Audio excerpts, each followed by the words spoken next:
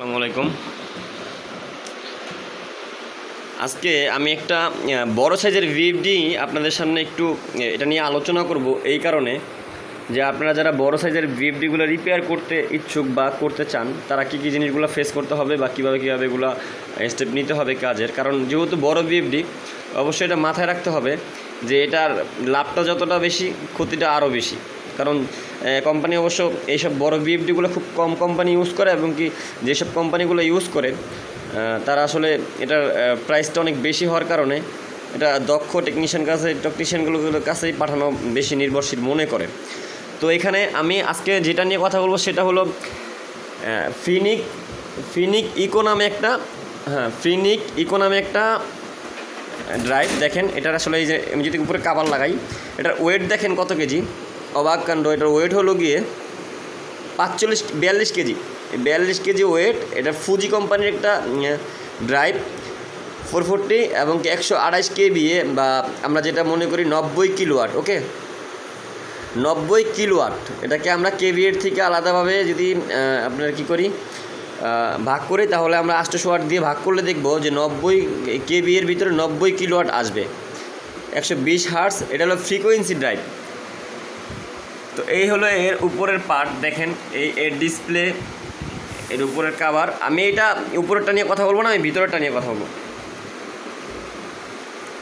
তো এইটার ভিতরে আসলে পাওয়ার দেওয়ার সিস্টেমগুলো কীরকম থাকে দেখেন। আমি একটু আগে এটা লোড দিয়ে চালাইছি, যে জন্য এখন আমি ভিতরে হাত দিতে পারবো না। আমার মনে হয় ক্যাপাসিটার হাই ভোল্টেজ এখনও আছে, যেহেতু এটার 10 মিনিটের মধ্যে সময় লাগবে ক্যাপাসিটি আউটপুট লোড দুর্বল হতে। তো এখানে একটা দেখেন ট্রান্সফর্মার আছে। এই ট্রান্সফর্মারটা স্টেপ আপ এবং কি ডাউন দুইটাই একসাথে কাজ করে।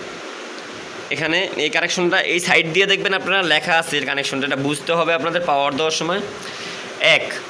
দ্বিতীয়ত এখানে যে ক্যাপাসিটারগুলো আছে, এটা মেবি আপনার 6000 বা 10,000 ইউএফের হয়ে থাকবে, 480 ভোল্টের। এখানে 4টা ক্যাপাসিটার আছে। 4টা ক্যাপাসিটারকে সিরিজ করা হয়েছে। ভিতরে 2টা ম্যাগনেটিক কন্ট্যাক্ট আছে, যার মাধ্যমে কন্ট্যাক্টিং করা হয়েছে এটাকে, নেগেটিভটাকে, যেটা আমরা ছোটো ইনভার্টার বেলা রিলে পেয়ে থাকি, এটা বড়টার বেলা কন্ট্যাক্টিং করা হয়েছে। আর এইখানে আমি দেখতেছেন একটা চিকন তার দিয়ে শর্ট করে রাখছি। এইটা আসলে আপনি ডায়াগ্রামে গেলে দেখতে পারবেন। এইখানে লাগানো থাকে হলো গিয়ে রিয়েক্টর বলতে আমরা কি বুঝি, রেজিস্টরের মতোই কাজ করে, বাট ওইটা একটা ট্রান্সফর্মার, যার মাধ্যমে একটা ওয়াট নিয়ন্ত্রণ করা যায় এবং আউটপুট লোডকে কন্ট্রোল করা যায়। তো সেই বিষয়টা এখানে এই রিয়েক্টর দ্বারা করানো হয়। তো যেহেতু আমার কাছে রিয়েক্টর নেই, আমি ডিরেক্ট লাগিয়ে দিয়েছি। বাট এটা আপনি যখন ফ্যাক্টরিতে ইউজ হবে, তখন কিন্তু এখানে একটা রিয়েক্টর লাগানো থাকবে। মনে করেন এখানে একটা ট্রান্সফর্মার লাগিয়ে এরপরে এটাকে ইনপুটটাকে আউটপুট একটা কন্ট্রোলিংয়ের মাধ্যমে রেডিউস করে মাইনাস ভোল্টেজটাকে ঢুকানো হবে। সেটা কোথায় লাগবে, সেটা লাগবে P1 এবং কি P+এ। আর এখানে নিউট্রাল আছে। দেখেন এই হলো ক্যাপাসিটরের হাই ভোল্টেজটা, এটার থেকে এটা শর্ট হবে। তারপরে এখানে 3টা আছে UVW, এই 3টা আউটপুট। এখানে আছে লাইন 1 আর ST, 3টা ইনপুট। তারপরে এখানে আছে এর সিপিইউ কার্ড বা কন্ট্রোলিং কার্ড যেটা বলি আমরা, এইটা দেখেন এখানে এটার ডায়াগ্রাম দেওয়া আছে। তো আমি আশা করি যখন এটা ছোটো কোনো ভিএফডি পাবো, তখন আপনাদের এটা প্রোগ্রামিং বা সহজ করে বুঝিয়ে দেওয়ার চেষ্টা করবো। যেহেতু বড় জিনিস, আপনারা এটা পুরো ক্যামেরায় নিবে না। আমি ওই ফ্যাক্টরিতে দেখছি এরকম 300 কিলোওয়াট 400 কিলোওয়াট পর্যন্ত ইনভার্টার আছে ওইখানে। তো আমি ছোটো ভিএফডিগুলো ওইখানে থেকে পেয়ে গেলে আপনাদের এটা নিয়ে আমি সুন্দর একটা ভিডিও, প্রোগ্রামিংয়ের ভিডিও বানিয়ে দিব। বাট আমি এখন এটা বড়টার টার্মিনালগুলো নিয়ে কথা বলতেছি। ওকে, তো এখানে 2টা সিটি পাবেন, 3টা সিটি পাবেন। এইখানে পাবেন ROTO, এই টার্মিনালটা আসলে কী কাজ করে, এবং কি R1T1 এই 2টা কী কাজ করে, এই বিষয়টা নিয়ে যদি একটু কথা বলি। তো এখানে এই 2টার কাজ হলো, আপনি যখন এই ডিসি ভোল্টেজ ছাড়া সিপিইউকে পাওয়ার দিবেন, তখন আপনার এখানে ইনপুট 440 2 ফেজের একটা ভোল্টেজ চাবে। যদি আপনি এটা দেন, তাহলে এই ম্যাগনেটিক কন্ট্যাক্ট বা ভিতরের কন্ট্রোলিং অন না হয়েই ও এখানে সিপিইউ পাওয়ার আনতে পারবে এবং কি কন্ট্রোলিং সার্কিটটা অপারেশন করতে পারবে। আপনাকে এটাকে চেক করার জন্য, যেহেতু বড় ডিভাইস বা বড় কন্ট্রোল কার্ড, তো এটাকে আলাদাভাবে চেক করার জন্য এই 2টা লাইন দিচ্ছে। আপনি এই 2টা চেক করলে এই 2টা দিয়ে আপনি পুরো কাজটা করতে পারবেন। এখন এটা 2টা টার্মিনাল দেওয়ার কারণ হলো, একটা হলো এই যে ডিসি ভোল্টেজের একটা ফিডব্যাক, এই ডিসি যে ভোল্টেজটা আছে হাই ভোল্টেজ, এটার একটা ফিডব্যাক কিন্তু আপনার এখানে এই কন্ট্রোল কার্ডে নেওয়া হয়েছে। এবং কি এখানে যে এসি একটা ভোল্টেজ আছে সেইটারও কিন্তু একটা ফিডব্যাক এই কন্ট্রোল কার্ডে নেওয়া হয়েছে। এই দুইটা কাজ আপনি যদি এখান থেকে বাইপাস করতে চান তাহলে আপনি দুইটা টার্মিনালটা ইউজ করতে পারবেন, দুইটা টার্মিনাল ইউজ করে আপনি দুইটা কাজ করতে পারবেন। তো আমি যদি এটার ভিতরে দেখাই, এখানে একটু স্টারটা খুলেন তো, এটা একটু খুলেন তো,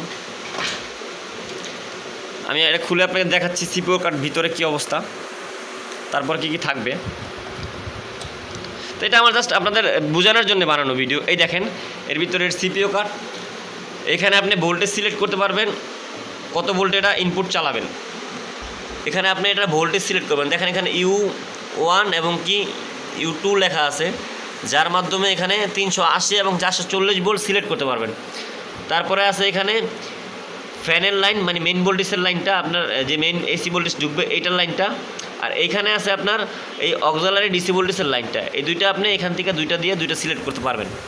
তারপরে এইখানে আছে দেখেন, এই যে এইখানে দেখেন এই যে ডিসি ফিডব্যাক নেওয়ার জন্য হাই ভোল্টেজের কানেকশনটা, আর এইখানে আছে সিটির 3টা ওয়্যার, এখানে আছে দুইটা ডিসি ফ্যান এবং কি একটা থার্মোস্টারের লাইন। এই যে থার্মোস্টারের লাইন, এটার মাধ্যমে ভিতরের গরমটা মাপা হয়। এই হলো এর কন্ট্রোল কার্ড বা সিপিইউ কার্ড।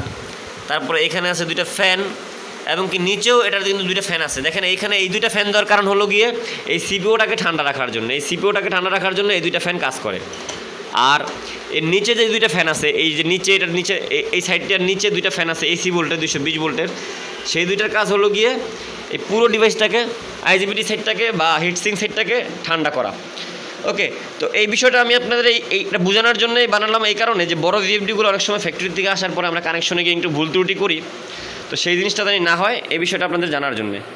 ভালো থাকবেন সবাই, আসসালামু আলাইকুম।